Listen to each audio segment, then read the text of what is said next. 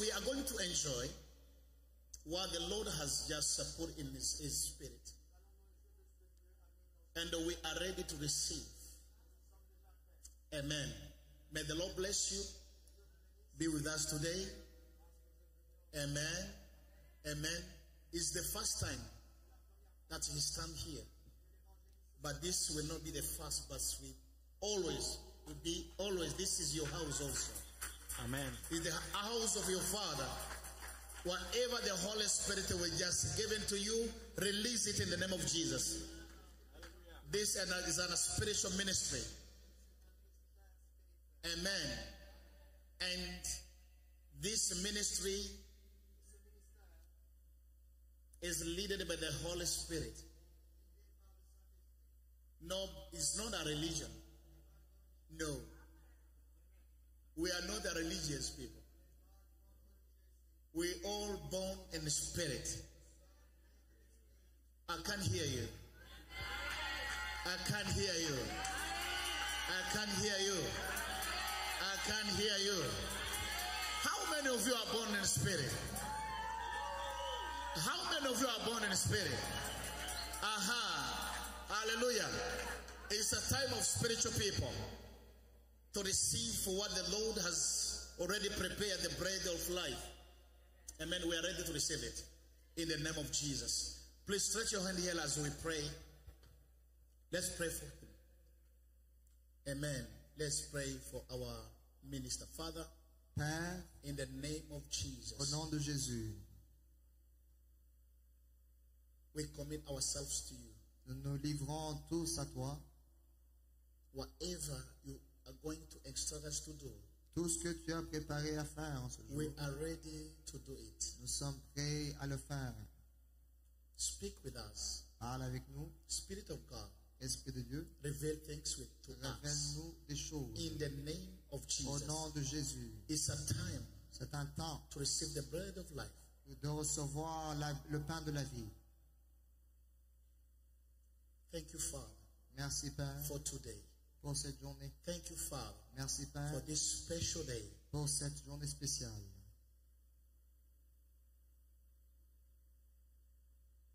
I decree and declare Je décrète et je our déclare life will never ever be the que nos same vies ne seront plus jamais les mêmes after this time. après aujourd'hui. In Jesus' name. Au nom de Jésus. Amen. Amen.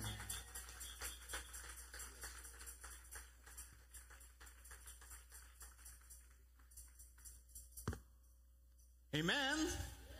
Gloire à Jésus. Est-ce qu'on peut donner une autre bonne main d'applaudissement à notre Seigneur, Sauveur Jésus?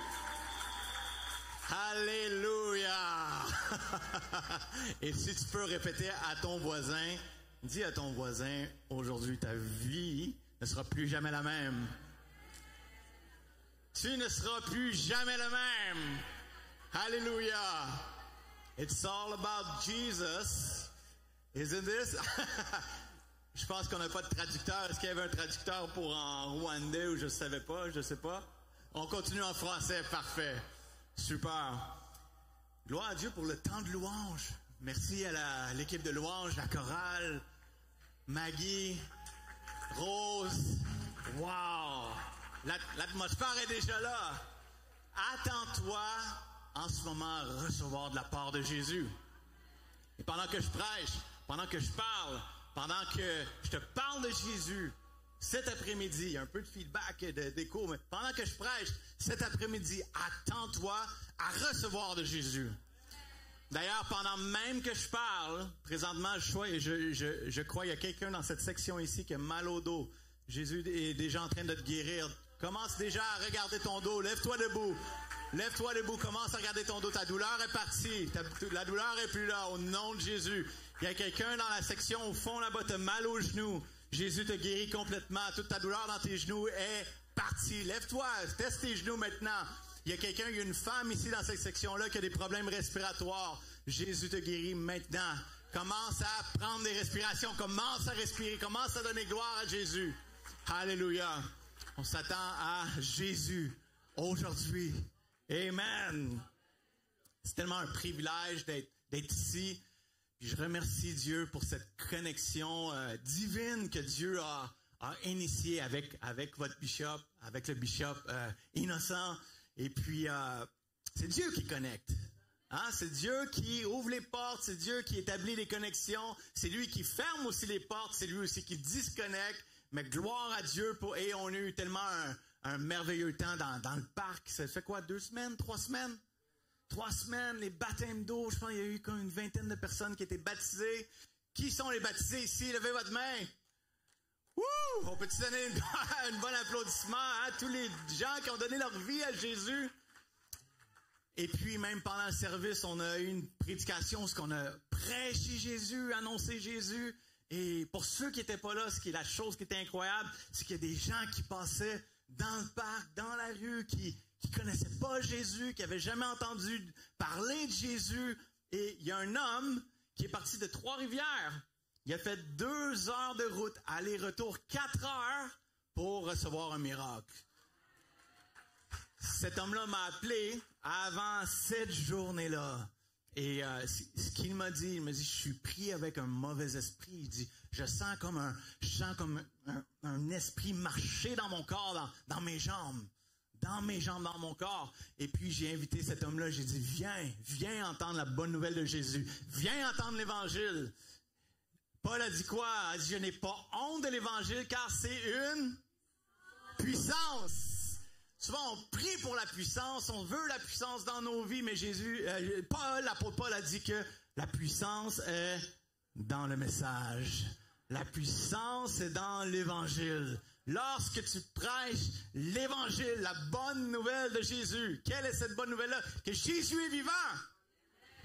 Et Jésus est vivant ici, aujourd'hui. Il n'y a pas aucune différence entre Jésus vivant, ici, présent, que Jésus qui était vivant il y a 2000 ans dans les rues de Galilée.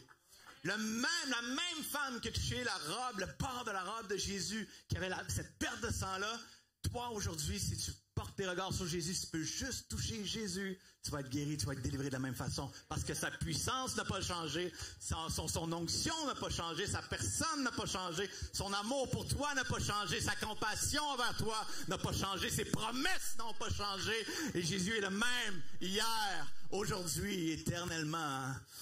Et trop souvent, même ici au Canada, on regarde à ce qui se fait ailleurs dans le monde, mais en Afrique, puis on se dit où est-ce qu'ils sont les miracles au Canada, où est-ce qu'ils sont les miracles au Québec, à Montréal. Mais je veux déclarer ici que ici, c'est une place de miracle. Ici, c'est une place où est-ce que Jésus est élevé. Ici, c'est une place où est-ce que tu peux recevoir, où est-ce que la bonne nouvelle de Jésus est prêchée. Et la puissance de Dieu, présentement, est présente pour te délivrer, pour guérir les malades, pour toucher ta vie. Dis à quelqu'un, tu ne seras plus jamais le même.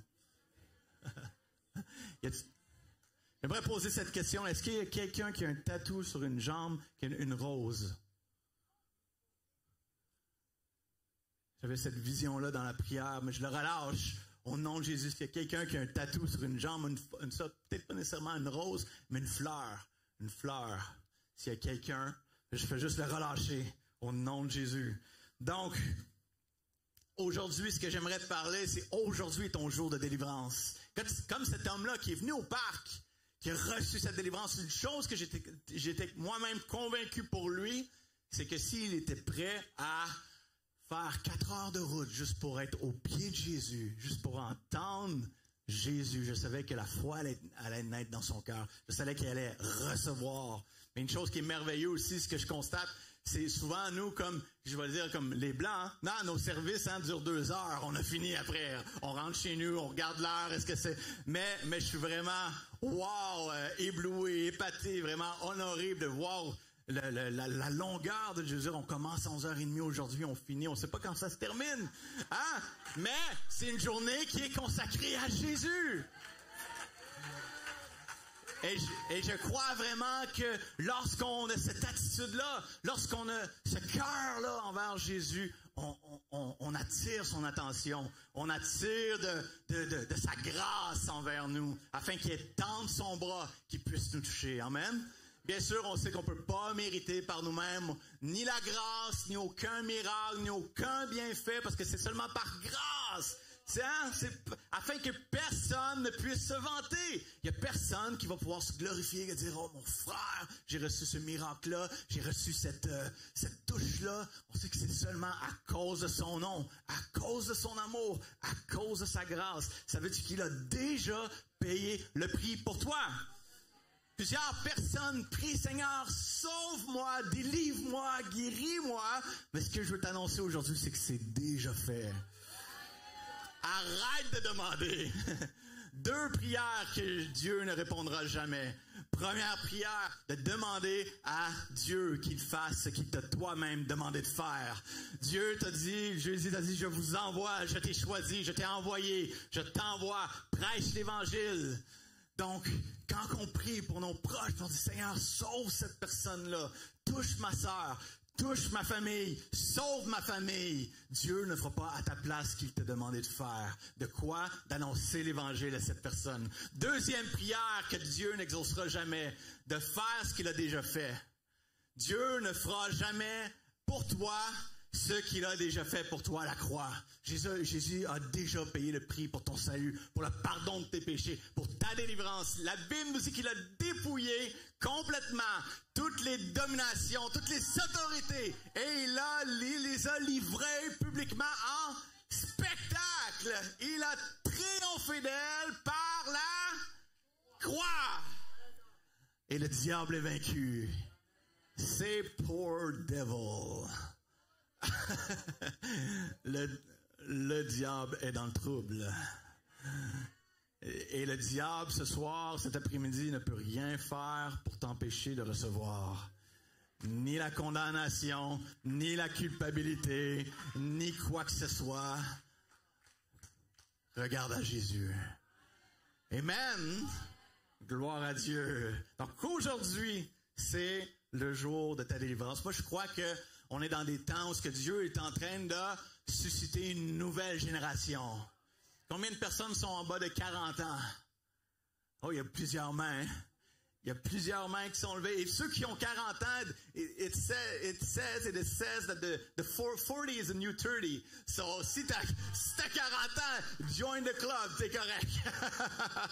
Mais Dieu est en train de susciter une nouvelle génération. Et une chose, il y a été une prophétie qui a été prophétisée par plusieurs grands généraux de Dieu comme les Smith Wigglesworth ou tous ces hommes-là qui ont marqué l'Amérique, même l'Afrique, les États-Unis, peu importe, mais il y a une prophétie qui est revenue dans ces années-là qui Dieu susciterait une troisième vague d'un nouveau réveil qui balayerait la surface de la terre.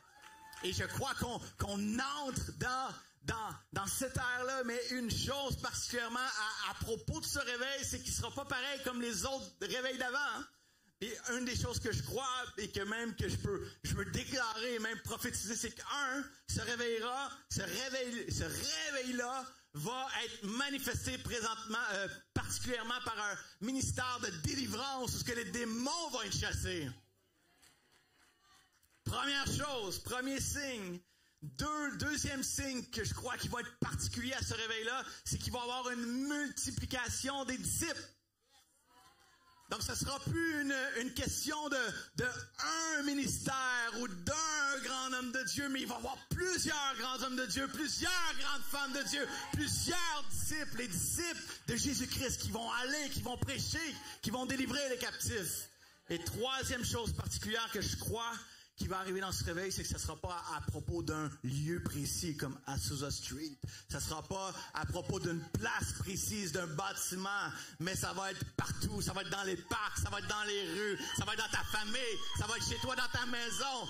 Ça va être partout. Alléluia. Alléluia. Mais je crois qu'on entre là-dedans. Puis moi, je suis excité.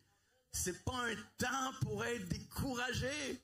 Avec tout ce qu'on a vécu, la pandémie, puis la COVID-19, mais c'est un temps excitant. C'est un temps pour se réjouir, d'être fort, d'être courageux, puis d'aller de combattre pour l'Éternel. Amen. C'est pas un temps pour se plaindre. It's not a time for the whiner. Amen. C'est un temps pour ceux qui sont forts. Amen. Amen. Et Dieu a mis dans mon cœur, personnellement, dès ma conversion, ce désir-là de le servir et de voyager pour lui, de prêcher l'Évangile, de bâtir le corps de Christ et puis d'aller prêcher de ville en ville, d'église en église, mais aussi d'apporter cette démonstration-là, comme Paul a dit, mes paroles, je ne suis pas venu avec un discours de sagesse, mais avec une démonstration de puissance. Amen. La puissance de Dieu est merveilleuse. Gloire à Dieu. Et la puissance de Dieu aussi, c'est une preuve de son amour. Savais-tu que Dieu t'aime? Dieu t'aime tellement. Dieu n'est pas fâché contre toi.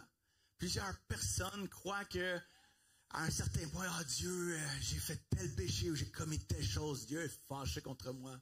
La Bible déclare que lorsque Jésus était allé à la croix, Dieu a déversé toute sa colère en lui, sur lui, afin que tu n'aies pas à subir cette colère-là. Hein? J'aimerais te dire ceci, Dieu n'est pas en colère contre toi. Dieu t'aime, ses compassions, ses bontés se renouvellent chaque matin. Puis aujourd'hui, c'est un nouveau jour. Mais si tu peux juste saisir l'amour de Jésus pour toi aujourd'hui. Amen. Amen. Je me souviens que quand j'ai été sauvé dans un temps où il y avait un gros réveil qui se passait en Floride. Et puis, à ce moment-là, j'écoutais le réveil, le revival qui se passait en Floride. Puis j'étais arrivé sur mon ordinateur. Je n'étais pas encore sauvé, mais Dieu m'a attiré à lui par ça. Et puis j'écoutais et je voyais les gens se lever de chaises roulantes, les tumeurs, les cancers, les gens guéris, les gens étaient transformés, sauvés. Et puis j'étais, wow, touché par la présence de Dieu. Votre bishop a dit quelque chose tantôt, il dit qu'un moment seulement dans la présence de Dieu peut changer ton nom. Hein? Une fraction même de seconde ou une heure, seulement quelques instants. Donc mieux vaut un jour dans tes parvis que 1000 autres ailleurs. Hein? Un jour dans la présence de Dieu, un jour de faveur avec Dieu est mieux que 1000 ans de labeur. Hein, si tu peux juste saisir ce moment et d'être dans cette présence-là de Dieu, d'entendre, d'être devant mon ordi, de voir ce réveil-là, ça m'a tellement impacté. Je pouvais sentir la présence de Dieu. Puis, dès à ce moment-là, il y a quelque chose qui est né dans mon cœur à propos de, pas juste d'être un chrétien. Je fais une distinction, moi, dans l'Église, entre les chrétiens et les disciples de Jésus. Savez-vous que le mot chrétien dans la Bible a seulement été exprimé 2 fois? Mais le mot disciple, plusieurs fois. Plusieurs fois. Donc, je fais vraiment une distinction entre quelqu'un qui est chrétien, qui va à l'église, qui célèbre le nom de l'Éternel, qui va, oui, on chante des beaux chants, mais combien savent que dans l'église, on peut être des bons chrétiens professionnels?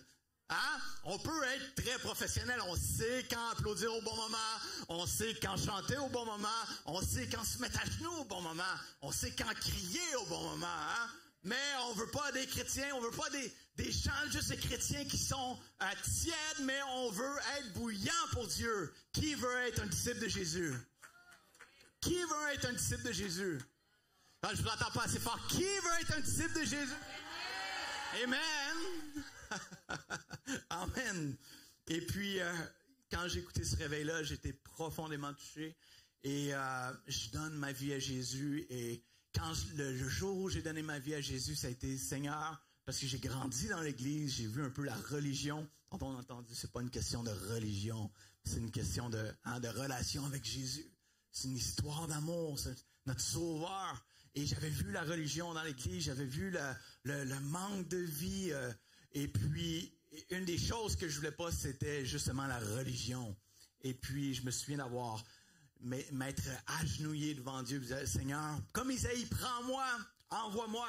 Je veux te servir à 200%, à 300%, mais je te demande une chose. Je veux voir ta puissance, ta grâce dans ma vie. Je veux voir les vies transformées. Je veux voir les aveugles voir. Je veux voir les sourds entendre. Je veux voir les paralytiques marcher. Amen.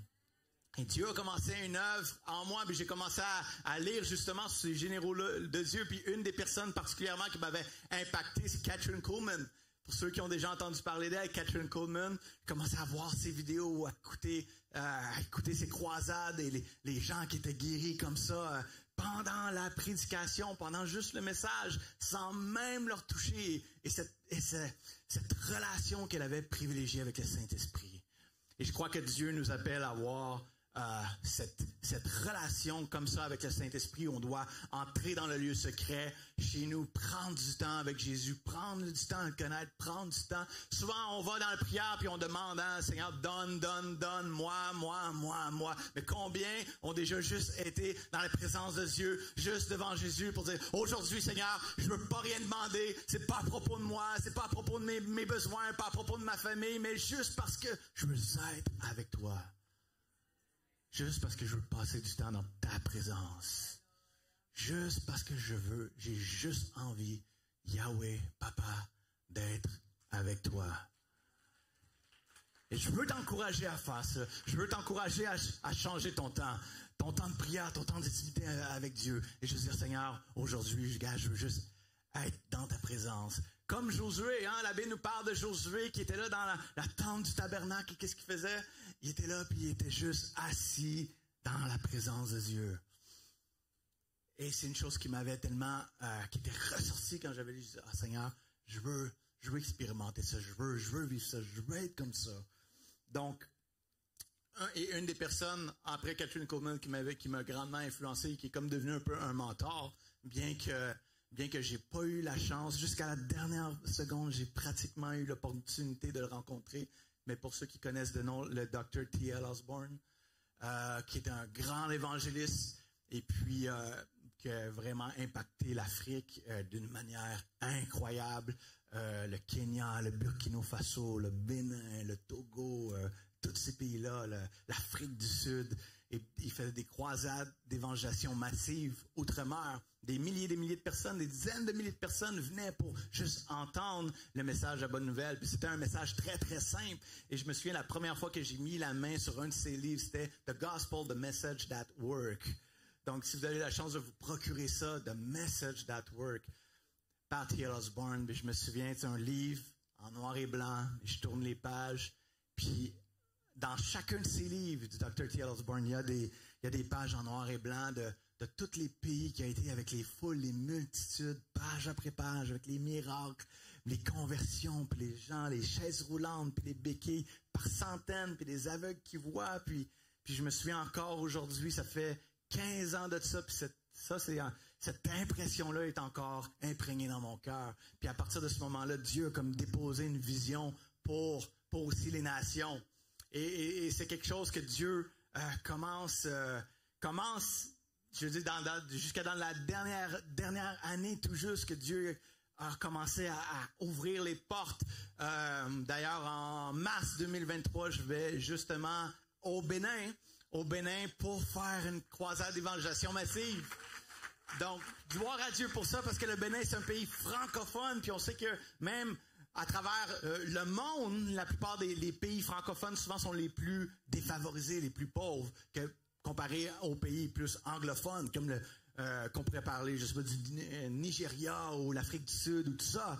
Mais donc, gloire à Dieu pour cette porte-là. Et puis, comme je disais, j'avais pas eu finalement cette opportunité-là de rencontrer T.L. Osborne. La porte s'était fermée juste avant. Il est décédé quelques semaines ou un mois avant que je puisse avoir le privilège de le rencontrer, m'asseoir avec lui. Mais finalement, Dieu a ouvert une porte par la suite pour connecter avec les ministères, avec sa fille qui s'appelle LaDonna Osborne, et puis un de ses fils spirituels qui s'appelle Michael Lusk. Et puis c'est avec Michael, ensemble qu'on va aller faire cette croisade-là. Donc, une chose que je vous demanderai, c'est de pouvoir soutenir par vos prières. Donc, les prières sont super importantes. Et puis, je crois déjà, Dieu a déjà commencé à pourvoir financièrement. C'est à peu près 5 000 $ qu'il faut ramasser pour aller là. Puis, à peu près 2 000 $ déjà de ramasser. Donc, je vois vraiment la main de Dieu là-dedans. Puis, il y a une autre porte aussi qui est en train de s'ouvrir pour les Philippines. Donc, Philippines qui est en Asie, pour aller faire une croisade du même genre, pour aller prêcher l'Évangile dans des villages où ils n'ont pratiquement rien. Et des coins, des raccoins où ils n'ont jamais reçu l'Évangile. Wow! Et ça m'excite d'aller dans des endroits où ils n'ont jamais reçu l'Évangile, qui n'ont jamais entendu parler de Jésus, qui n'ont jamais vu un miracle de leur vie. Ça me fait penser, en parlant de miracles, il y avait cet homme-là qui est venu au parc il y a 2-3 semaines. Je ne sais pas si la mère de Tamara est là. Il y a aussi une femme qui était ici, qui était au parc. Elle ne voyait pas ses yeux, elle avait des lunettes, puis Dieu a complètement restauré sa vue. Elle ne voyait pas les visages de loin. Est-ce qu'il est ici présentement? Je pose la question. Est ici. Est-ce que vous pouvez venir en avant témoigner? Viens ici, 2 secondes, viens. Viens. 2 secondes. Je veux pas te gêner, mais je vois que t'as plus tes lunettes du tout. Wow.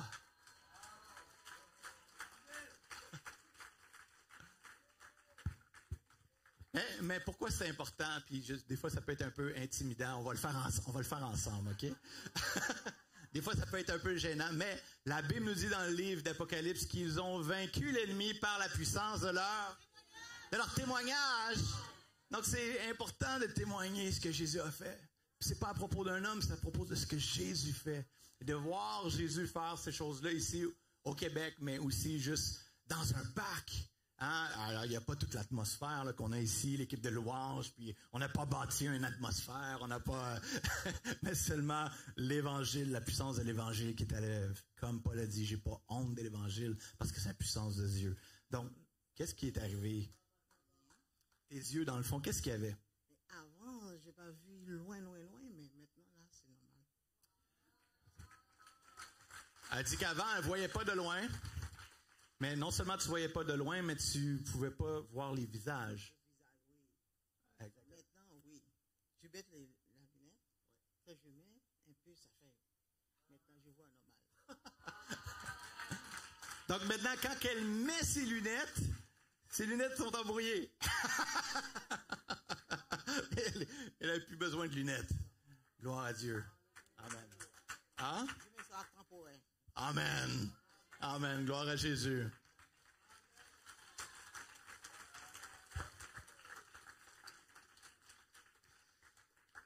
Puis je sais que Jésus a opéré plusieurs autres miracles dans votre assemblée et plusieurs autres choses, mais pourquoi ce témoignage-là ce matin, juste encourager ta foi aussi?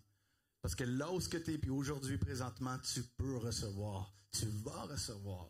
Plusieurs personnes pensent, Seigneur, mais si tu... Les gens savent que Dieu peut, les gens savent que Jésus peut faire, mais souvent la question c'est, mais est-ce qu'il veut pour moi? Ah, c'est ça la question souvent. On sait que Dieu veut guérir, on sait qu'il peut guérir, mais souvent on regarde aux autres, oui, mais Dieu le fait pour lui, mais est-ce qu'il va vraiment, est-ce qu'il veut le faire pour moi? Et la Bible nous raconte l'histoire d'un lépreux. Alors que Jésus prêchait sur la montagne, il y avait ce lépreux-là qui se tenait en bas de la montagne. Et selon la loi, on sait que c'était vraiment prescrit. C'était quelque chose de même d'interdit par la loi, simplement pour un sacrificateur, pour un prêtre, d'un haut sacrificateur, de simplement approcher un lépreux pour lui toucher. C'était interdit. Et probablement même qu'il y a sûrement eu des hommes, des religieux comme des pharisiens ou des chefs religieux qui ont été indignés par ce que Jésus a fait. Mais une chose que je veux dire, c'est que Jésus n'a pas peur d'étendre la main et toucher ce qui semble sali, ce qui semble indigne, ce qui semble touché même par le péché. Peu importe ta condition. Vous savez, la lèpre, souvent, quelqu'un qui avait attrapé la lèpre, souvent c'était à cause probablement qu'il avait commis quelque chose de grave, un péché grave selon la loi, et puis ça tombait sur lui, il contractait la lèpre, mais Dieu n'est un Dieu qui n'a pas peur de se salir les mains. Amen. Peu importe ta condition. Et ce lépreux-là, lorsque Jésus est arrivé à lui, le lépreux a dit, Seigneur, si tu veux me purifier. Puis Jésus s'est exclamé en quelque sorte, il dit, si je le veux. En d'autres mots, il était étonné, il était estomaqué de la question du lépreux. Parce que pour lui, c'était une question très simple. C'était même pas une question de vouloir. Parce qu'il s'en allait déjà à la croix pour payer la rançon, pour payer pour nos péchés, pour payer pour nos maladies. C'était quelque chose qui était déjà fait. Et Jésus a lui donné cette réponse-là. Il dit, je le veux, sois purifié. Et si tu te poses cette question-là aujourd'hui, mais Jésus, est-ce que tu veux me délivrer? Jésus, est-ce que tu veux, moi, me guérir? Jésus a répondu à cette question-là une fois pour toutes. Il va te répondre de la même manière. Il va te dire, je le veux. Sois guéri, sois délivré, mon enfant. Sois purifié, sois restauré, sois délivré. Au nom de Jésus. Amen. Alléluia. Et je me souviens, pour revenir à mon histoire avec T.L. Osborne, quand je lisais ces pages-là du livre, et c'est comme si j'entendais une voix me dire dans mon esprit, si lui peut le faire, toi tu peux le faire aussi. Et si vous voyez, si vous regardez un homme de Dieu, que ce soit votre pasteur, que ce soit le bishop, peu importe, si cet homme-là de Dieu le fait, toi aussi tu peux le faire. Et je veux juste encourager ta soif de poursuivre l'Éternel, de poursuivre Jésus.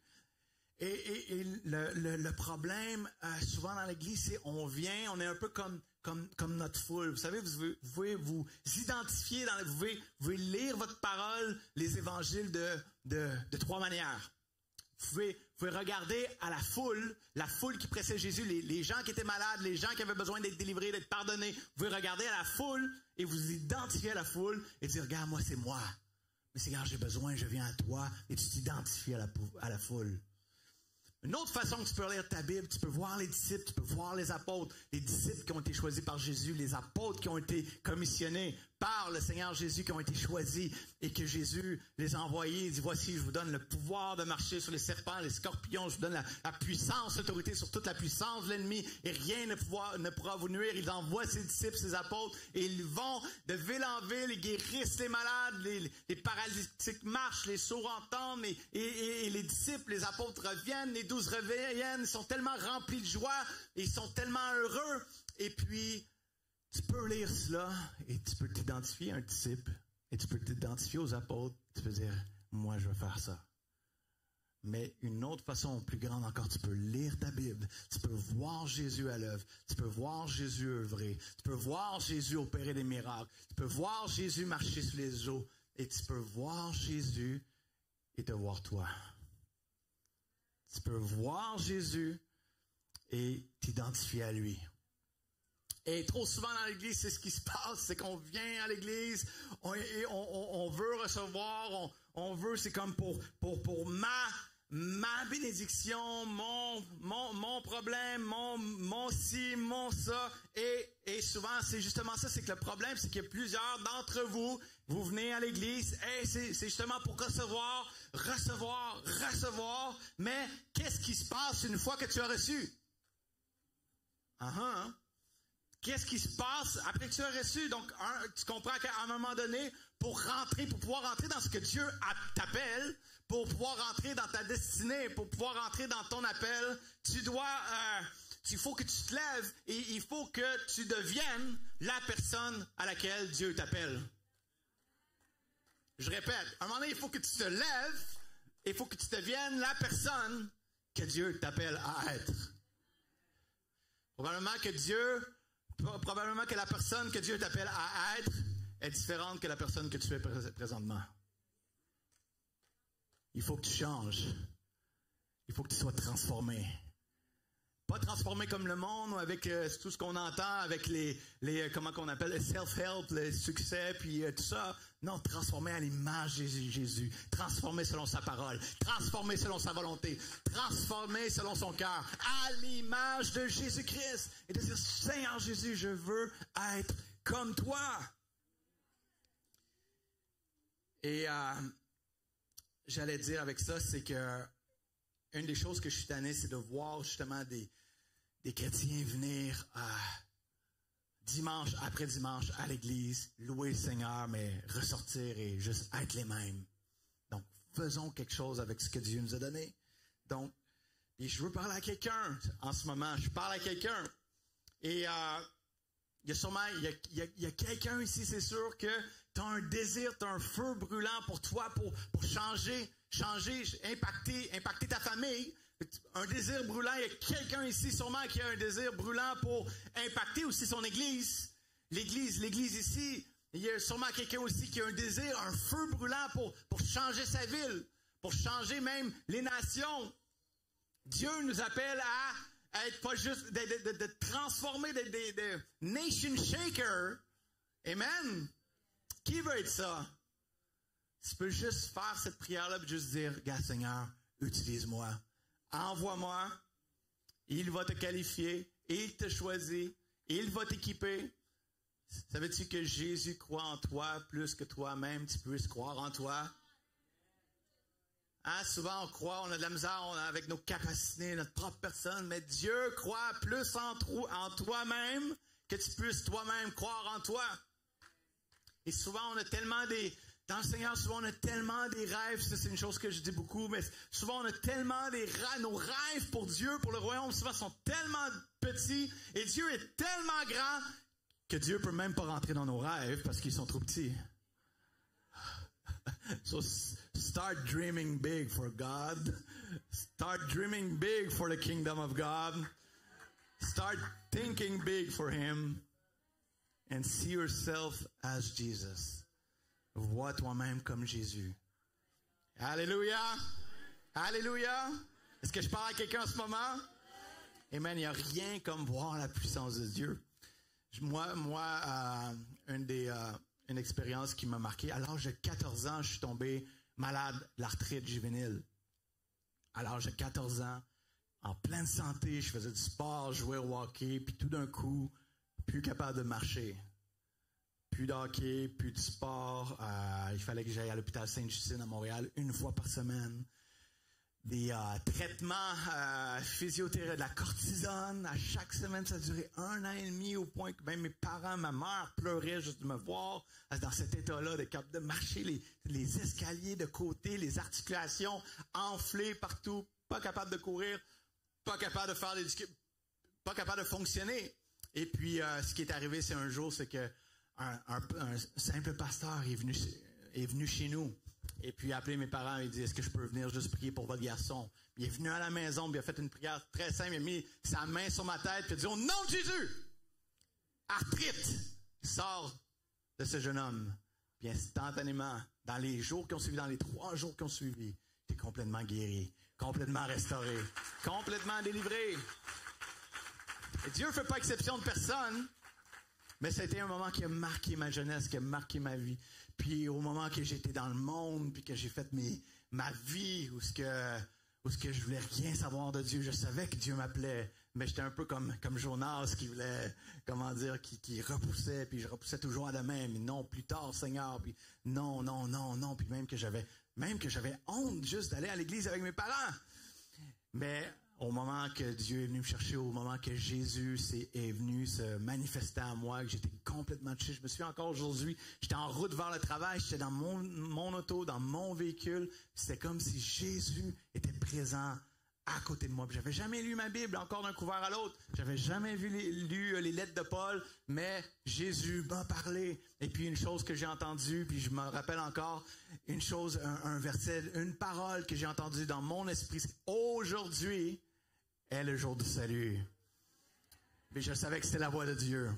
Puis à partir de ce moment-là, j'ai été transformé. À partir du moment, j'ai été vraiment changé, une nouvelle personne, une nouvelle créature, une nouvelle création.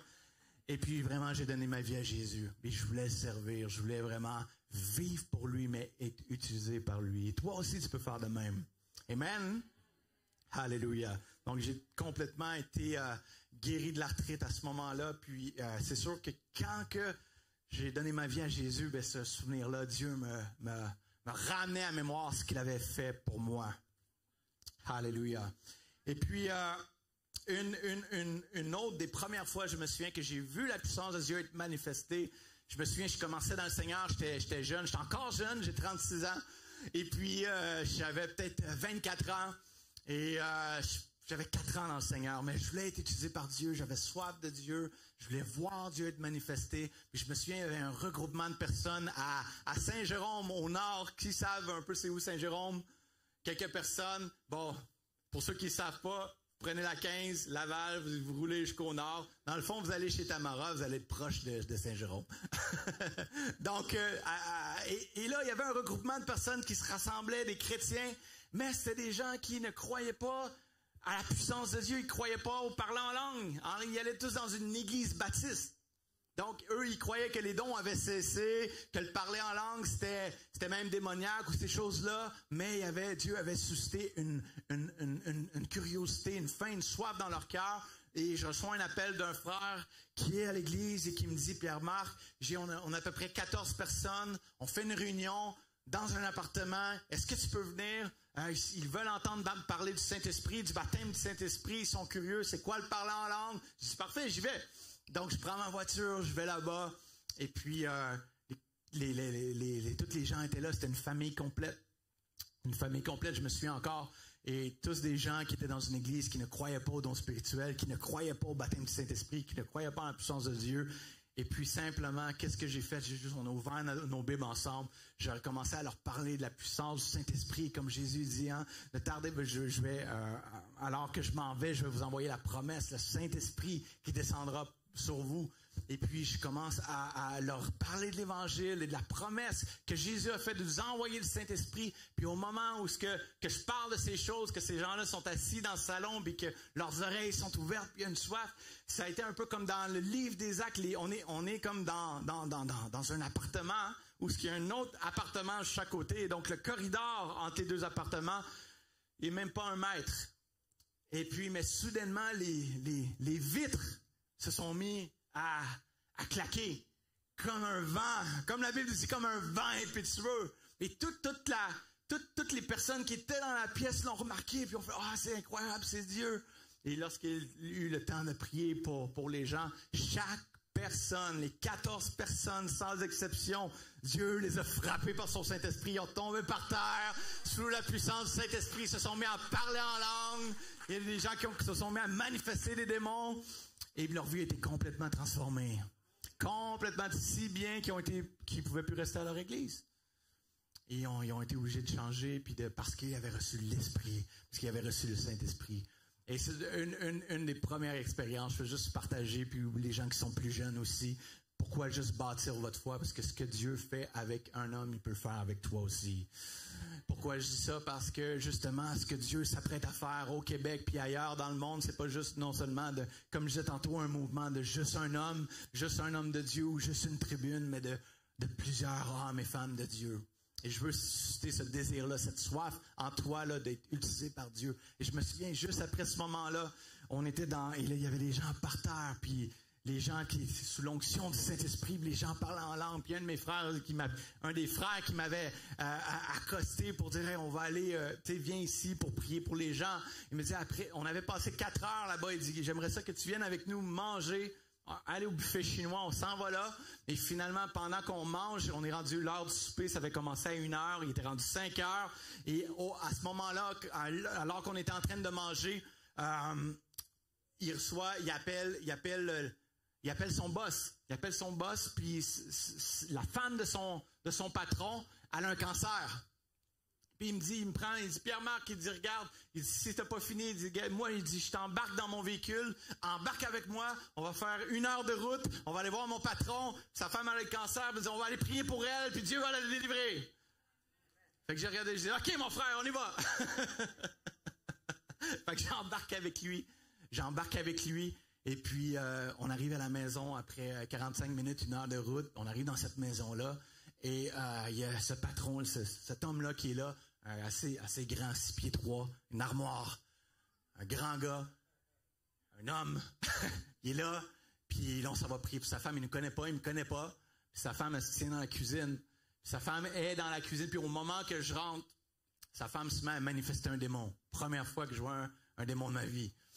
Et puis, cette femme-là, elle est dans la cuisine, puis je me souviens, il y avait la colonne dans la cuisine, il y avait comme une colonne, comme celle-ci, puis elle s'est mis la main comme ça sur la colonne, mais elle a commencé à se cogner le front comme ça, puis dire « Non, pourquoi est-ce que tu viens ici? » Puis « Non! » Wow!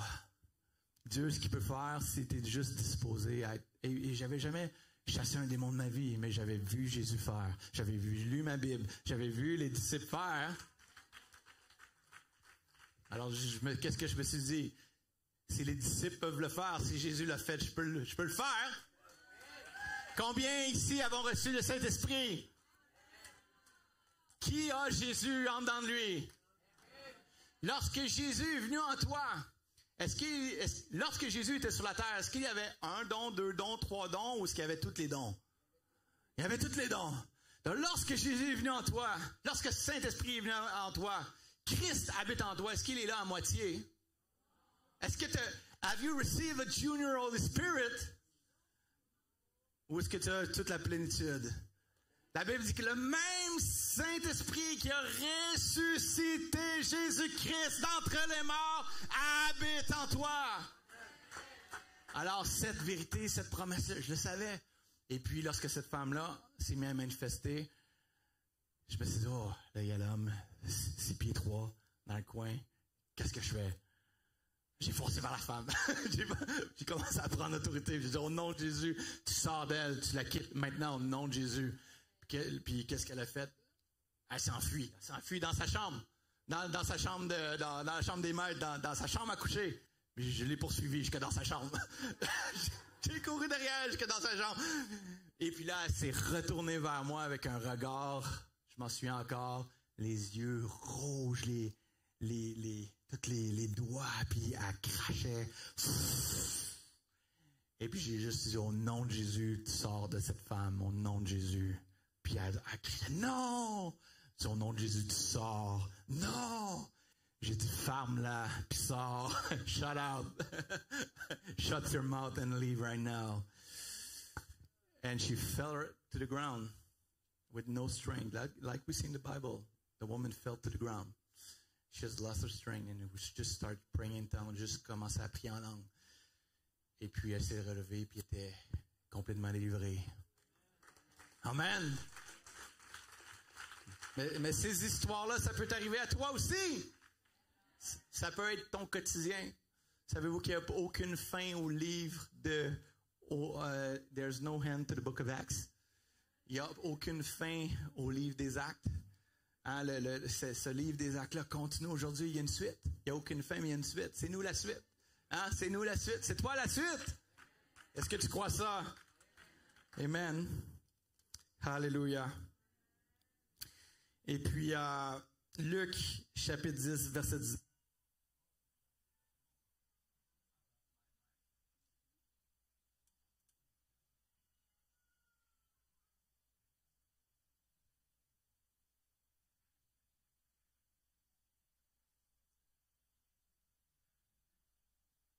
One, two. Too much power. Les micros lâches. Luc, verset 10, chapitre 10, verset 19. Jésus qui dit, voici, je vous ai donné le pouvoir de marcher sur les serpents et les scorpions et sur toute la puissance de l'ennemi et rien ne pourra vous nuire.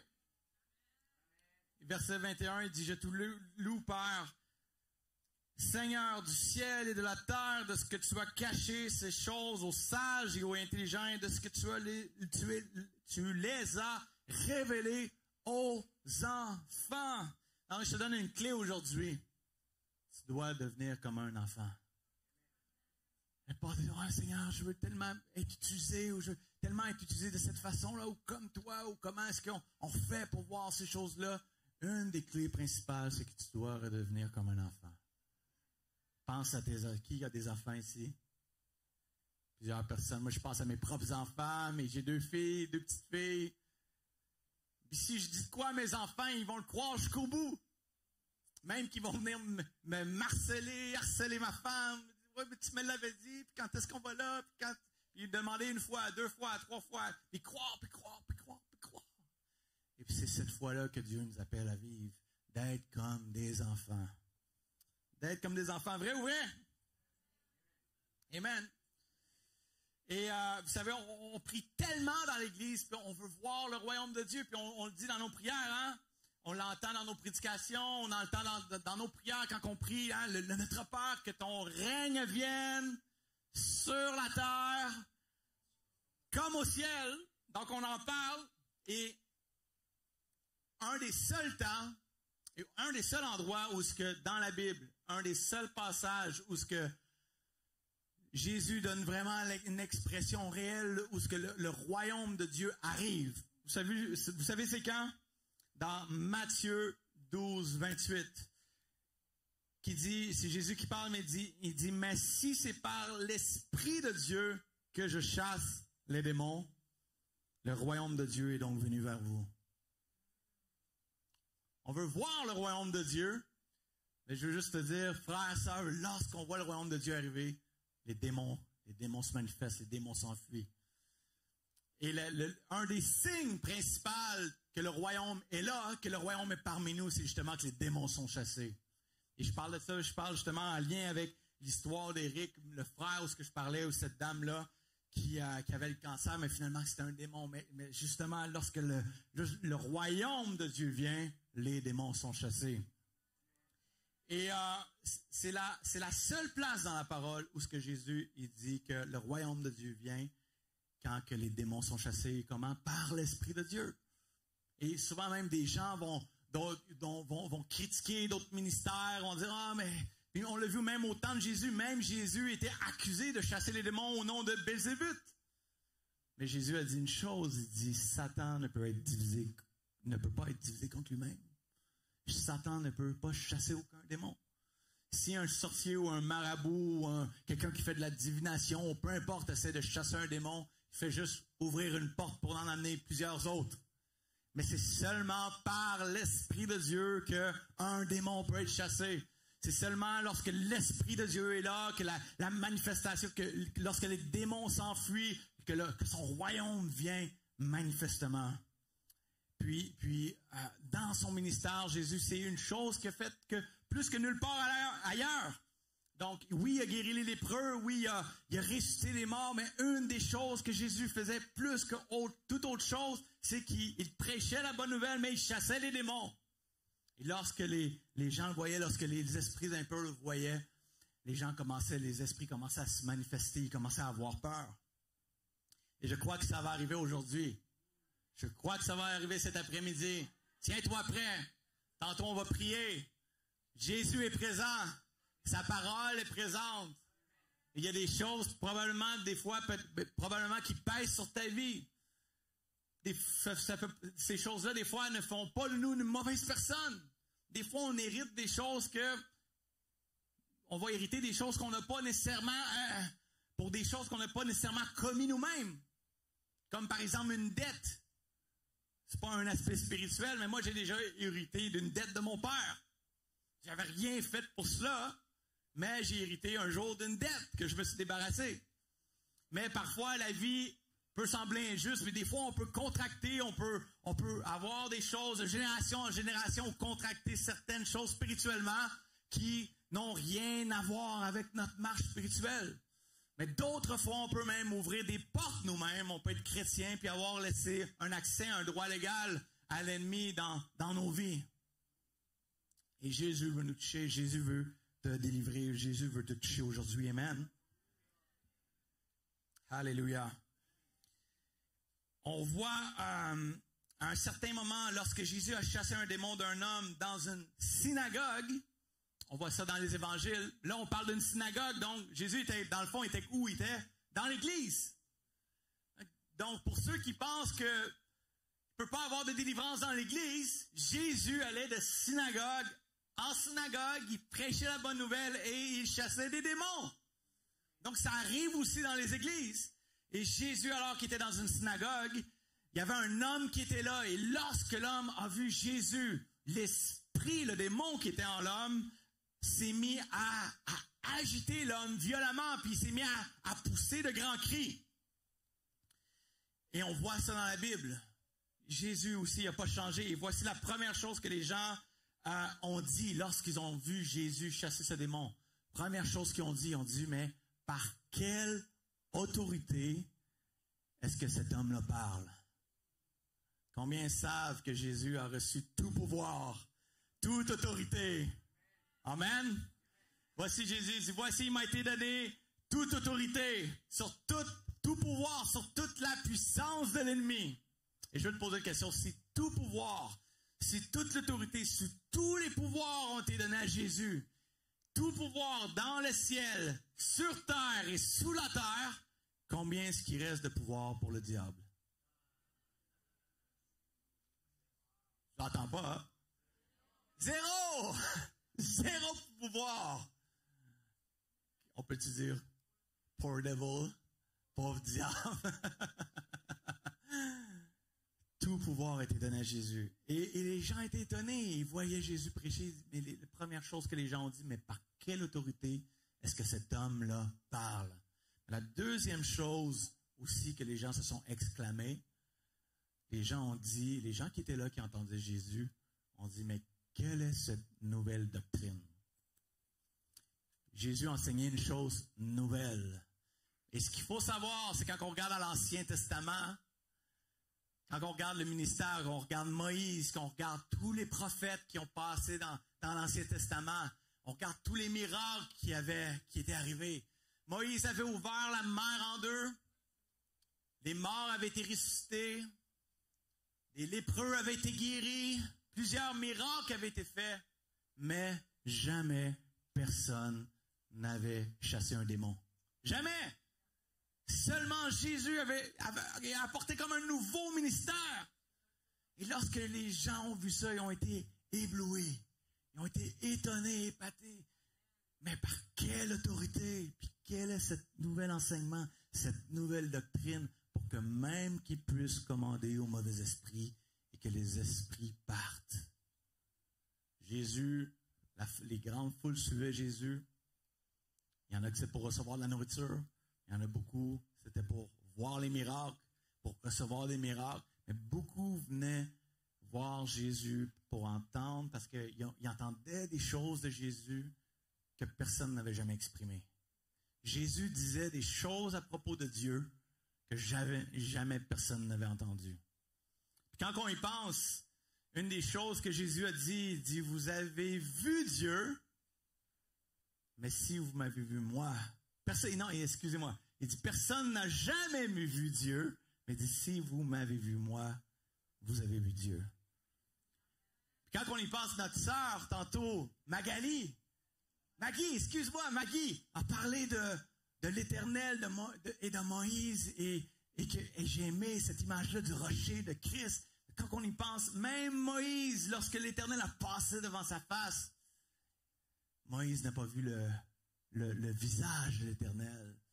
Et tous ces prophètes-là, Abraham n'a pas vu Dieu. Que ce soit Isaïe, que ce soit le prophète Daniel, le prophète Élie, tous les prophètes de l'Ancien. Jésus a dit, personne n'a jamais vu Dieu. Mais Jésus dit, si vous m'avez vu moi, vous avez vu Dieu. Et je veux dire, si tu peux seulement voir Jésus ce soir, si tu peux seulement regarder à Jésus, ce qu'il a fait, ce qu'il continue de faire aujourd'hui, tu peux voir Dieu qui agit dans ta vie aujourd'hui. Tu peux voir la volonté de Dieu pour ta vie aujourd'hui. Si tu vois Jésus, si tu peux seulement voir Jésus, comme on a parlé dans l'intercession, on a parlé de l'apôtre Paul lorsque ses yeux avaient été aveuglés par Dieu, lorsqu'une grande lumière éclatante l'a ébloui. Dieu s'est révélé à lui. Il a vu Jésus. Jésus lui était apparu. Comme les deux disciples sur le chemin sur la route, sur le chemin d'Emmaüs, et qui marchaient ensemble et que Jésus leur est apparu. Il y a plusieurs musulmans aujourd'hui dans le monde, dans d'autres pays, que l'Évangile ne leur est pas prêché. Ils sont dans des coins où ils n'ont pas accès à l'Évangile, mais Jésus leur apparaît dans leurs rêves. Jésus leur apparaît en vision. Je me souviens d'avoir prêché en Haïti. Je faisais une croisade. C'était à Fond-Parisien. Il y avait 3000 personnes juste pour entendre l'Évangile. Puis pendant que je prêchais, il y avait une femme qui était dans la foule. Moi, je la connaissais pas. Elle était au loin. Elle était complètement à l'arrière. Puis cette femme-là, son père était un sorcier dans la ville. Et il avait fait des incantations sur son acte de naissance, son baptistère. Donc, dès sa jeunesse, elle avait été tombée épileptique. Et jusque dans son adolescence, elle pouvait marcher dans la rue, puis tomber en convulsion par terre, sans aucune raison. Ça arrivait à chaque semaine. Des crises d'épilepsie, elle tombait par terre, elle écumait, elle tremblait, elle convulsait. Elle ne savait pas quand ça commençait, ni quand ça allait arrêter. Mais le jour où elle a entendu le message de la bonne nouvelle, alors que je prêchais, puis que je prêchais le message de Jésus, elle était au fond, dans l'assistance. Et tout d'un coup, et c'est le témoignage qu'elle nous a fait, elle dit, j'ai vu un homme en blanc apparaître devant moi. Puis cet homme-là a dit, m'a regardé, puis il dit, ce que ton père a fait sur ton acte de naissance est cancellé. À partir d'aujourd'hui, tu es délivré. Puis on sait que toi et moi, on sait que c'est Jésus qui est apparu. C'est Jésus qui a délivré cette femme-là. Puis il est venu témoigner en avant. Puis plusieurs personnes ont donné leur vie à Jésus juste à cause du témoignage de cette femme-là. Et Jésus encore apparaît aujourd'hui. Et tu peux, peut-être que tu n'as jamais vu Jésus de tes yeux comme ça physiquement. Mais si tu peux voir Jésus, comment tu peux voir Jésus? Tu peux le voir au travers de sa parole. Lorsque tu lis les évangiles, lorsque tu regardes ce que Jésus fait, tu peux voir Jésus de tes yeux spirituels. Amen. Dis, je veux voir Jésus. Amen. Donc, Jésus a introduit ce nouveau ministère-là. Personne n'avait jamais chassé de démons dans l'Ancien Testament. Et comme on disait tantôt, Jésus allait d'église en église. Dans Marc, chapitre 1, verset 39, ça dit, il alla prêcher dans les synagogues par toute la Galilée. Donc, pas juste dans une synagogue, mais dans plusieurs synagogues. Il allait dans les synagogues et il chassa les démons. Et Jésus, il y a 5 choses principales, en fait, que Jésus a faites dans son ministère. 1, il a prêché, il a proclamé la bonne nouvelle de l'Évangile. Deuxième chose principale qu'il a fait, il a enseigné. Il a enseigné les clés du royaume, il a enseigné ses disciples. Troisième chose qu'il a fait, il a fait des disciples. Donc souvent dans l'Église, c'est une des choses qu'on néglige. Donc on fait des bons membres qui viennent à l'Assemblée, mais des fois on néglige le fait de faire des disciples. Pour moi, un disciple, c'est quelqu'un qui est capable de transmettre la bonne nouvelle. Combien, puis vous seriez des fois curieux, même dans votre assemblée ou parmi les gens que vous connaissez, on lève la main, qui est-ce qui est capable d'annoncer la bonne nouvelle à quelqu'un? Vraiment, le plan de salut, ce que Jésus a fait, sa mort, sa résurrection, vraiment pour venir à Jésus, la plupart des gens ne savent même pas comment faire. Les chrétiens de 10 ans, de 20 ans, de 15 ans, un disciple doit être capable de conduire quelqu'un à Jésus. Tu dois être capable d'annoncer ton témoignage. Tu dois être quelqu'un capable de conduire quelqu'un à Jésus. Un vrai disciple de Jésus doit être capable de guérir les malades. Un disciple de Jésus doit être capable de chasser les démons. Et un disciple de Jésus doit être capable de se multiplier. Puis je crois qu'une des clés de l'expansion et de la croissance de cette Église-là va aussi passer par la multiplication de disciples. Le pasteur ne peut pas tout faire. Le pasteur ne peut pas évangéliser, prêcher, enseigner, faire tous les ministères. Il y a besoin de vous. Il y a besoin des disciples. Des disciples qui font des disciples, qui font des disciples. Comment est-ce que 12 personnes choisies par Jésus, en l'espace de 3 ans, ont pu changer le monde? En faisant des disciples. Par la multiplication. Donc, Jésus prêchait l'Évangile, il enseignait, il faisait des disciples, il guérissait les malades. Et 5e chose qu'il faisait, il chassait les démons. Et si tu es comme Christ, chrétien, qu'est-ce que ça veut dire? Comme Christ. Si tu es chrétien, tu dois être comme Christ. Donc, tu dois être capable d'entrer dans ces choses-là. Peut-être qu'on n'a pas tous une tribune comme celle-ci. C'est pas tout le monde qui a la grâce ou l'appel. Les 5 ministères ont été donnés en don à l'Église pour le perfectionnement des saints. Mais on a tous un salon. On a tous une cuisine. On peut tous inviter un ami chez nous. On peut tous aller dans la maison de quelqu'un, sur le coin d'une table, de chasser un démon dans la maison de quelqu'un, de prier pour quelqu'un qui est dans un lit d'hôpital. On peut tous recevoir quelqu'un chez nous. Amen. Alléluia. Donc, Jésus allait de synagogue en synagogue.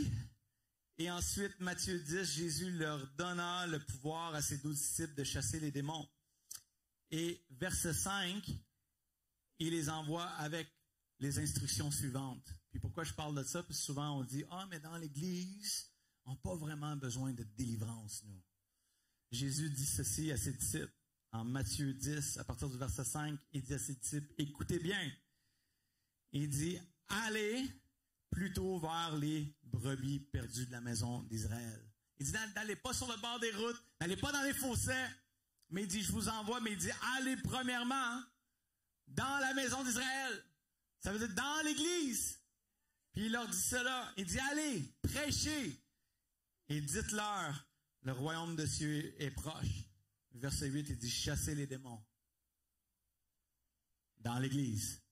Dans la maison d'Israël. Donnez gratuitement. Vous avez reçu gratuitement. Alléluia. Amen. Là, j'entends quelqu'un qui dit, ouais, mais des synagogues, tu sais, c'est pas vraiment une église, c'était les Juifs. Ou, mon frère, la maison d'Israël, c'est pas la nouvelle alliance aujourd'hui avec nous qui étions païens. Mais encore, Jésus va apporter cette histoire-là d'une femme qui était païenne, une femme grecque. La Bible raconte l'histoire d'une femme une mère qui avait une fille, que sa fille était possédée par un esprit impur. Et puis, cette femme-là vient se jeter aux pieds de Jésus pour implorer Jésus qui puisse délivrer sa fille. Et sa fille était possédée par un esprit mauvais. Elle implore Jésus. Et c'est dans Marc chapitre 7, verset 27. Et au moment où cela arrive, Jésus lui dit à cette femme, il dit, laisse d'abord les enfants se rassasier. Il dit, car il n'est pas bien de prendre le pain des enfants pour le jeter aux chiens. Donc, de quel pain est-ce qu'on parle? On parle de chasser un démon. On parle de la délivrance. Jésus dit, c'est pas bien de prendre ces choses-là et de le jeter juste aux gens qui sont dans le monde. Mais il dit, le pain de ta délivrance appartient à ceux qui sont des enfants. Est-ce qu'il y a un enfant de Dieu ici aujourd'hui dans la maison? Amen. Donc, si tu es un enfant de Dieu et que tu vis de l'oppression, c'est ta portion. Jésus dit que ça fait partie de ton héritage, c'est ton pain. Avant même qu'on puisse l'apporter même à quelqu'un de l'extérieur, des fois on va dire, oh mais c'est juste les gens qui sont dans le monde ou qui ont certains problèmes ou qui ont besoin de délivrance. Non. C'est le pain des enfants de Dieu. Amen. Et ça me vient ça me fait penser à l'histoire de ma propre fille. Léane, j'ai 2 filles. Une qui a 4 ans, qui s'appelle Frédéric, l'autre qui a 7 ans, qui s'appelle Léane. Puis c'est arrivé l'année passée. Depuis que ma jeune fille est tout jeune, bébé, elle se réveille la nuit, des crises d'hystérie, de panique, en plein milieu de la nuit, elle crie, dans ses rêves, on ne sait pas ce qui se passe, puis elle est somnambule aussi. Puis il y a des mois qui passent, puis on prie, mais sans nécessairement que la switch allume. On prie pour elle, puis un soir, elle fait une crise qui était comme plus intense que toutes les autres qu'elle avait faites avant. Puis on se réveille pendant la nuit, ma femme s'en va dans la chambre de ma fille, puis ma fille, avec quel âge, Léane, elle avait 6 ans quand c'est arrivé, 5 ans? À peu près 5 ans. Donc elle se réveille dans son lit en panique, complètement saisie. Puis on lui aurait lancé un verre d'eau dans le visage, rien à faire. Les yeux pas là, puis vraiment en crise, puis elle sent même qu'elle a dit j'ai mal, c'est comme s'il y a quelque chose qui venait dans ses rêves. C'était comme un peu s'il était même somnambule au moment. Puis ma femme m'appelle, puis elle dit gars, viens, il faut que tu fasses quelque chose. Elle dit viens dans la chambre. Fait que je vais dans la chambre, puis je la vois dans cet état-là. Et puis qu'est-ce que je fais? Je commence juste à prendre autorité envers un démon sur ma fille. Je dis au nom de Jésus, esprit impur, je t'ordonne, tu sors d'elle maintenant, tu la lâches, tu la quittes. Puis ma propre fille, là, elle se met à grogner. 5 ans. Disons, dans l'Église, je veux dire, on est une famille chrétienne, on sent l'Éternel. Mais l'ennemi vient comme pourquoi? Pour tuer, pour égorger, pour voler, pour détruire, puis même va s'attaquer à nos enfants. Au moment que j'ai pris autorité, elle s'est mise à grogner, puis même à l'éviter de mon regard, puis ça a duré 5 minutes. On l'a amenée dans le salon. Puis après ça, elle est revenue à elle. Puis à partir de ce moment-là, elle a été complètement délivrée. Elle n'a plus jamais fait aucun épisode de somnambulisme. Jamais, elle n'a plus jamais été somnambule. Elle n'a plus jamais fait aucune crise de panique, aucune attaque. Mais ce moment-là m'a fait m'a fait prendre conscience de quelque chose de wow. Je dis, hey, même mes propres enfants. Mais nous, on est chrétiens, on sert Dieu. Non, un enfant peut pas avoir un enfant peut pas être possédé ou d'avoir un esprit impur qui vient. Mais ces choses-là, frères et sœurs, sont réelles. Mais Jésus est plus fort. Jésus est vivant. Alléluia. Donc, je veux terminer avec ça. Comment est-ce que je peux savoir que j'ai besoin de délivrance? Comment est-ce que je peux savoir que je deal avec un mauvais esprit? Puis tantôt, on va prier. Je veux juste te donner 3 façons que tu peux le savoir. OK? Première façon, si on prie pour toi, si on met la main sur toi, ça va se manifester. Donc, il y a des gens, des fois, qui ont peur des manifestations. Mais si tu manifestes, c'est une bonne chose parce que les démons sont experts dans l'art de se cacher. Les démons, ce qu'ils veulent le plus au monde, c'est rester cachés. Ils veulent rester dans une personne qui va dimanche après dimanche à l'église, louer le Seigneur, les 2 bras dans les airs. Et si cette chose-là n'est pas adressée, si c'est pas confronté, la personne peut être là des années, à aller à l'église, à lire sa Bible, à louer le Seigneur, mais être pris avec ces liens-là. Donc, première façon que tu peux le savoir, si on prie pour toi, ça va se manifester. Et si ça se manifeste, c'est une bonne chose, parce que là, il y a quelque chose qui est révélé, puis ça va quitter. Deuxième façon de le savoir, c'est que tu peux être au prix avec des pensées qui sont envahissantes. Peut-être qu'il y a quelqu'un qui va savoir de quoi que je parle en ce moment, mais si tu es pris si tu es tourmenté par un mauvais esprit, une des choses qui arrive, une des 3 choses principales, c'est que souvent la personne qui est aux prises avec ces choses-là vont avoir des pensées qui envahissent ces pensées qui ne sont pas nécessairement les siennes. Tu peux avoir 3 types de pensées. Tu peux avoir tes pensées à toi. Tu peux avoir le Saint-Esprit qui parle au travers de tes pensées, qui est la voix de Dieu. Mais tu peux avoir un esprit aussi qui, si tu es tourmenté par un esprit, ces pensées-là peuvent venir dans tes pensées. Et ce qui est sournois, c'est que ces pensées-là sonnent exactement comme tes pensées. Au point même que tu vas penser que c'est toi qui penses comme ça. Amen. Peut-être qu'il y a quelqu'un qui sait de quoi je parle. Ça, c'est le numéro 2. Je te donne un exemple de pensée. Tu peux être envahi par des pensées de convoitise sexuelle. Tu dis, voyons, pourquoi que j'ai toujours ces pensées-là? De convoitise sexuelle, de tromper ma femme, d'adultère, des pensées de suicide. Il y a même des chrétiens qui sont pris avec ça. Sur des appels de frères, de sœurs qui disent, regarde, j'ai des pensées de m'enlever la vie. C'est un esprit impur, c'est un démon qui est là. Des pensées de colère, de rage qui t'envahissent, ou encore de la tristesse, de la dépression. Donc, ça, c'est les 2 principales choses. 1, ça va se manifester. 2, un des signes que tu peux avoir besoin de délivrance, c'est que tu es pris avec des pensées qui ne sont pas les tiennes, des pensées envahissantes, des pensées qui vont dominer tes pensées. Et 3, ben c'est tous les symptômes qui peuvent démontrer que tu es pris avec un mauvais esprit. Puis je vais vous en énumérer quelques-uns. Une chose, avant de dire ça, une chose qu'il faut savoir, c'est que on ne peut pas crucifier un démon, puis on ne peut pas chasser la chair. Donc, on crucifie la chair, puis on chasse les démons. Amen? Donc, si c'est un problème de chair que tu as, il faut que tu crucifies la chair, il faut que tu meurs à toi-même, il faut que tu te détournes du péché. Il faut se repentir, il faut renoncer, il faut venir à Jésus. Mais si c'est un démon, il faut le chasser. On ne peut pas crucifier un démon. On peut chasser un démon. On ne peut pas chasser la chair. Plusieurs personnes voudraient juste chasser la chair. Il faut crucifier la chair. Donc, quelques symptômes. Je vous en énumère quelques-uns que tu as peut-être besoin de délivrance. 1, c'est que tu peux avoir un désir compulsif de blasphémer. Si ça vient dans tes pensées. Un désir qui est là, compulsif, de blasphémer Dieu. Un dégoût de la parole de Dieu. Tu ne veux pas la lire. Si tu ne veux jamais la lire, si tu n'es pas capable de la lire, C'est arrivé avec une sœur chrétienne née de nouveau. Elle était tourmentée par un mauvais esprit. Elle dit, je suis pas capable de lire ma parole. Elle dit, je suis même pas capable de l'ouvrir. Donc, tu n'es pas capable de lire ta parole.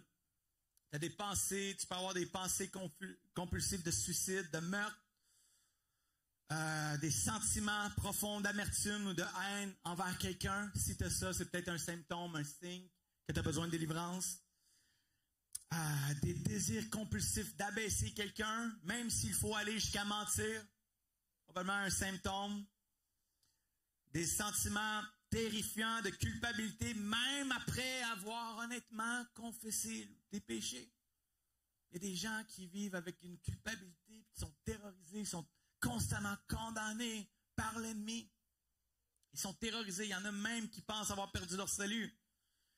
Des symptômes physiques qui peuvent surgir, disparaître subitement, sans que personne puisse poser de diagnostic quand un médecin qui dit « Hey, on ne sait pas ce que tu as. » On n'est pas capable de trouver. Il y a encore une jeune fille chrétienne remplie du Saint-Esprit. Un jour, elle m'appelle et puis elle était au prix avec une dépression majeure, puis des crises de panique qui la saisissaient durant la nuit, au point tel qu'elle ne savait pas quand ça commençait, elle ne savait pas quand ça finissait, et quand ça l'arrivait, elle était terrifiée. Puis un jour, elle est rentrée d'urgence à l'hôpital avec des cloches. C'était une éruption cutanée, c'était gros comme des balles de baseball. Elle est rentrée à l'urgence à l'hôpital, puis les médecins ont dit, est-ce qu'on peut prendre tes tests sanguins, tous tes échantillons, tests d'urine, tous les tests qu'on a faits, est-ce que tu te donnes l'autorisation de garder ça dans nos livres, parce qu'on n'a jamais vu ça. C'est comme dans tous les cas qu'on n'a jamais vu, mais c'était causé par un mauvais esprit. Donc des symptômes physiques qui disparaissent, qui surgissent, qui partent et qui s'en vont, comme ça. Ensuite de ça, des sentiments, ensuite de ça, des moments de dépression profonde, des montées de rage, de violence qui sont soudaines, des pics de colère incontrôlés. Si tu as ça, comme enfant de Dieu, tu as peut-être besoin de délivrance. C'est un symptôme. J'en ai parlé tantôt, le doute de ton salut. Des attaques de panique, des moments d'angoisse que tu te sens vraiment saisi, terrifié. C'est un autre signe.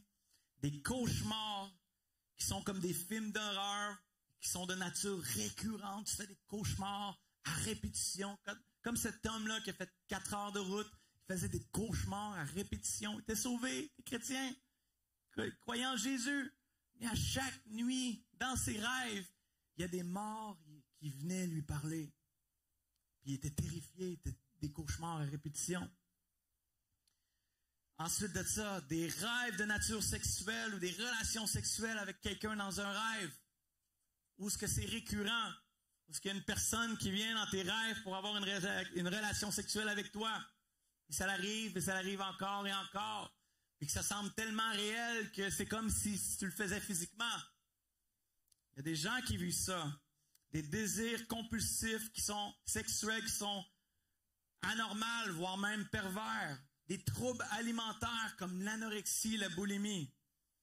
La rébellion, la haine envers l'autorité, toute forme d'autorité, l'autorité spirituelle, l'autorité naturelle dans le monde, c'est une haine. Tu ne comprends pas pourquoi, mais à chaque fois qu'il y a une autorité qui te reprend ou parler dans ta vie, tu es comme c'est comme une haine dans ton cœur. Des pensées terrifiantes qui te viennent de nulle part, qui sont hors de ton contrôle, une fascination pour les sciences occultes, pour la magie, la divination. Il y a des gens qui ont, même chrétiens, qui ont un attrait pour ça. Ils sont avec Jésus, mais ils regardent vers le vaudou. Ils sont avec Jésus, mais ils regardent dans le Santa, comment ça s'appelle? Oui, Santaria ou quelque chose du genre, ou toutes ces choses-là de divination, de l'occulte. C'est une fascination, une curiosité qui n'est pas normale. Quelqu'un qui a été impliqué, que ce soit présent au passé dans des activités criminelles. Encore quelqu'un qui a une estime de soi qui est extrêmement basse. Tu te dégrades constamment. Tu n'es pas bonne, tu es moins que rien constamment. Tu as une estime de soi qui est extrêmement basse. Un des symptômes. Une confusion qui est constante dans tes pensées. Une inhabilité à croire. Il y a des gens qui vont dire, ouais, mais je crois tout ce que tu dis, Pierre-Marc. Je crois ce que tu dis, mais je ne suis pas capable de croire. Je ne suis Pas capable de le croire. Une inhabilité à croire. Des pensées à se faire du mal, même à se mutiler. Un autre symptôme que tu peux avoir besoin de délivrance. Avoir peur de quelqu'un, d'un homme ou d'une femme de Dieu qui chasse un démon. Quand tu vois ton pasteur, t'es terrifié, t'as une peur qui vient en dedans de toi et tu comprends pas pourquoi. Quand tu es dans sa présence, ou d'un autre homme de Dieu, une femme de Dieu, comme une peur qui vient en toi. Tu dis, c'est quoi ça? Un autre symptôme. L'inhabilité de regarder quelqu'un dans les yeux. Des changements soudains de personnalité ou d'attitude, la bipolarité, troubles de personnalité limite, la schizophrénie. Toute dépendance ou addiction que tu es incapable d'arrêter, tu te repens, mais tu retombes dans les mêmes choses, que ce soit la masturbation, la pornographie. Est-ce que je parle à quelqu'un aujourd'hui? On ne parle pas souvent de ces choses-là dans l'Église. Mais si tu es pris avec ces choses-là, puis que tu retombes constamment, tu dis, oui, mais je me repens. Puis là, tu es correct pour une semaine, 2 semaines, 3 semaines, 1 mois, puis là, tu retombes encore, puis tu retombes. Tu es enchaîné, tu es pris. C'est un signe que tu as besoin de délivrance, qu'il y a peut-être un esprit derrière ta condition. Ah, je sens que c'est silencieux présentement. Ouch! Mais gloire à Dieu pour ça, parce qu'on est en train d'exposer les œuvres du diable. On est en train d'exposer les œuvres du diable. Et le Fils de l'homme, Jésus-Christ, a apparu, a été manifesté pour détruire les œuvres du diable. Ces œuvres du diable-là vont être détruites aujourd'hui. Toute dépendance, je l'ai dit. L'inhabilité à regarder quelqu'un dans les yeux. Mentir de façon compulsive. Exagérer des faits. Hein, connaissez-vous des gens comme ça? Qui exagèrent la vérité, les faits. C'est tout le temps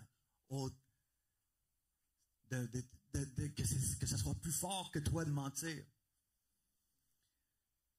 Des poussées de rire irrationnelles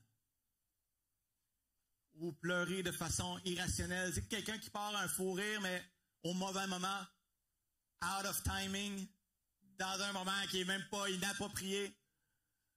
C'est peut-être un signe. Même chose avec pleurer de façon irrationnelle. Tu réagis lorsque tu entends le nom de Jésus. Un autre signe que tu as peut-être besoin de délivrance. Une langue qui est incontrôlable. Tu es tout le temps en train de te moquer. Moquer d'un frère, d'une sœur, de quelqu'un, d'un ministère. Toujours en train de te moquer. Une fatigue extrême tombe souvent sur toi. Surtout lorsque tu es dans les choses spirituelles de Dieu. Tu rentres dans la maison de Dieu, tu rentres dans le temps de louange, puis tout d'un coup, la fatigue tombe sur toi, puis tu n'es pas capable de rester, tu n'es pas capable d'être concentré, tu n'es pas capable de louer ton Dieu. Tu veux lire ta parole, puis tout d'un coup, d'une fatigue extrême tombe sur toi, tu n'es pas capable de recevoir le message. Pendant la prédication, tu t'endors.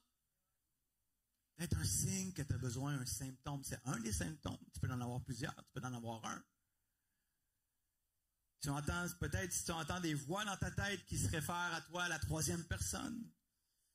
Paralysie soudaine, une douleur soudaine qui apparaît sans aucune raison médicale, des blackouts, l'épilepsie, des attaques d'asthme, paralysie du sommeil.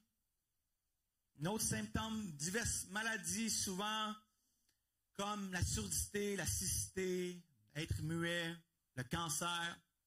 Je veux juste inviter l'équipe de louange qu'elle puisse venir en avant. Si Rose est là, qu'on puisse juste clôturer, puis on va prier ensemble, tous et chacun. Alléluia. Quelqu'un peut venir au clavier, puis on va juste chanter gloire, gloire à l'agneau ressuscité. Et juste rentrer dans cette atmosphère-là. Alléluia. Donc, de quoi je parlais? Les symptômes que tu peux avoir qui peut démontrer que tu as besoin d'être touché par Jésus, que tu as besoin de délivrance. Amen. Plusieurs maladies sont de source spirituelle. Jésus a ouvert plusieurs oreilles de sourds alors qu'il allait vers les sourds et qu'il prenait autorité. Il disait au nom de Jésus, esprit de surdité, je t'ordonne, je te commande de sortir maintenant au nom de Jésus. Plusieurs sourds étaient guéris.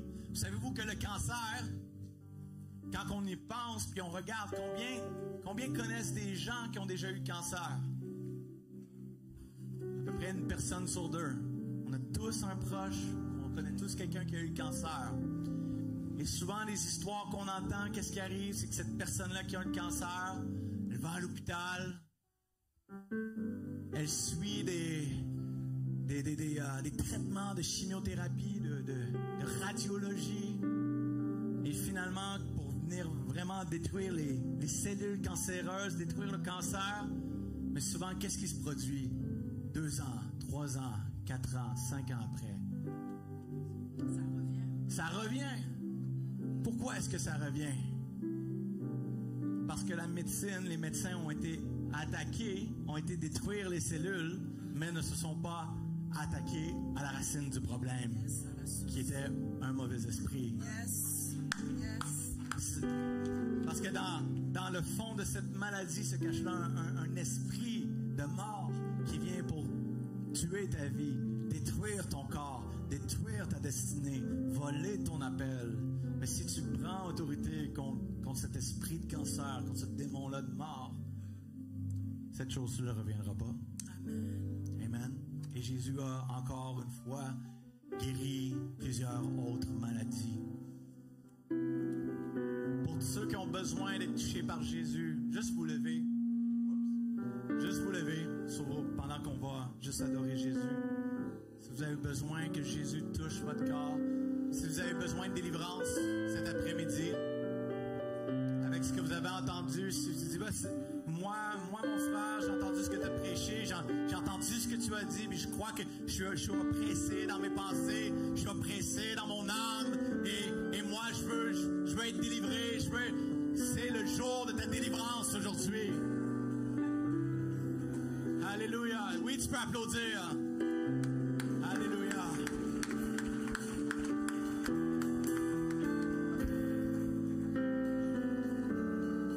Et on va juste chanter ensemble. Gloire.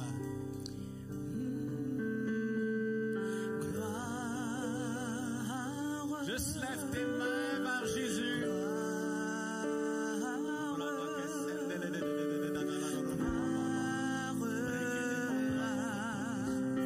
L'agneau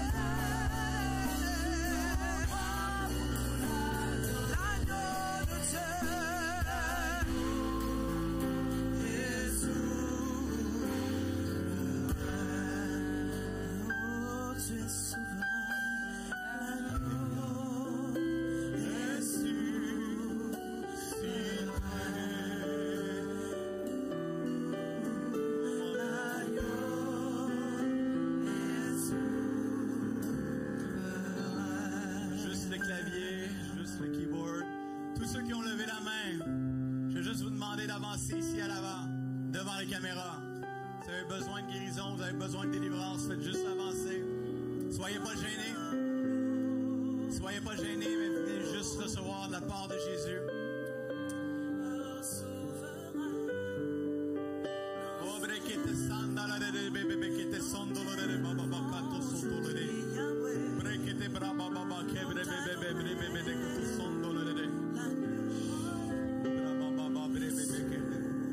Thank you, Lord.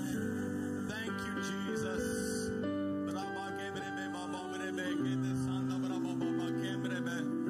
C'est le jour de ta délivrance aujourd'hui. Tu vas sortir d'ici, tu ne seras jamais plus la même personne. Juste mettre tes regards vers Jésus.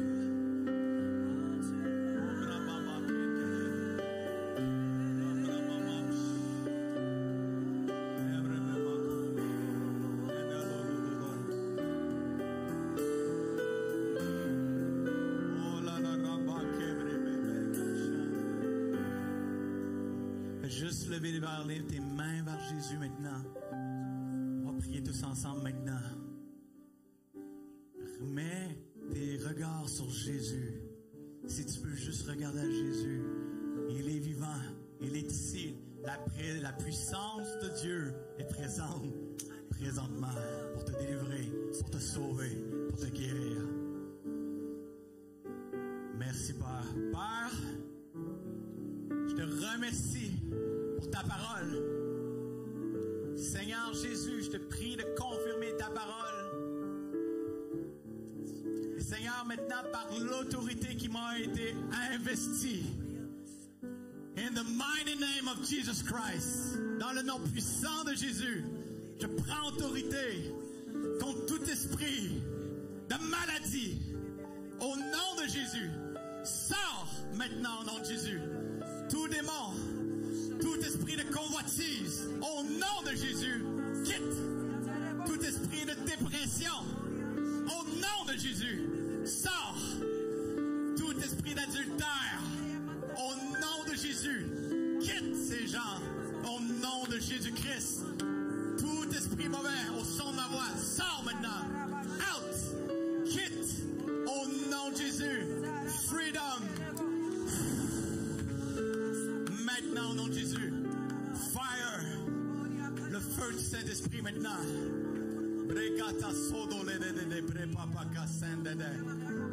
Toute malédiction générationnelle maintenant. Tout autel. Je brise toute sorcellerie au nom de Jésus. Toute incantation. Tout sort. Tout autel est brisé maintenant. Au nom de Jésus.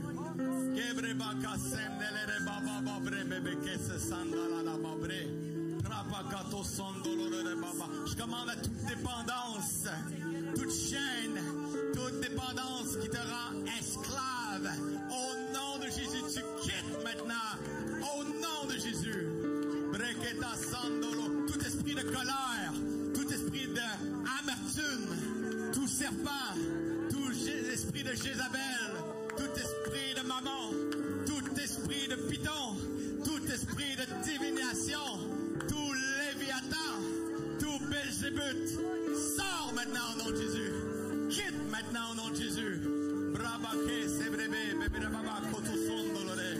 Braka brebe bebe baba, kende sendelere. Braba baba kebrebe baba, kato sondolore. Brebe baka brebe kita sondolore. Brebe baka sondolore baba. Fire. Fire.